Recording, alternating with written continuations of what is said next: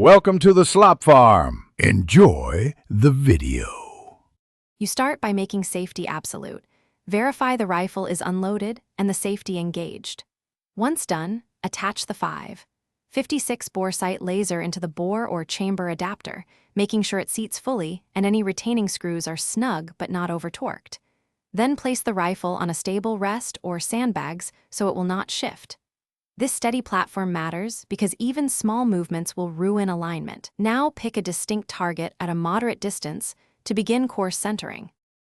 With the laser powered, project a clear dot onto your chosen target and mark that initial impact point. Next, adjust your optics windage and elevation turrets so the reticle crosshair centers exactly on the laser dot. Small, deliberate clicks matter here. Once the reticle and dot are aligned at your bench distance, move the target to roughly 25 to 50 yards to tighten the zero, make smaller turret adjustments, and recheck alignment. This staged approach reduces time on the range and speeds final zeroing. Finish by confirming with live fire. Shoot 3-shot groups at 25 to 50 yards and verify your point of aim versus impact, then make final turret adjustments to bring shots on target.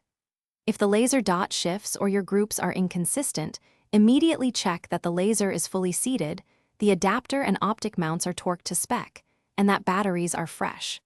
For troubleshooting, swap the adapter or red item mounts, then revalidate. Temperature and bumps can also alter alignment, so recheck after travel.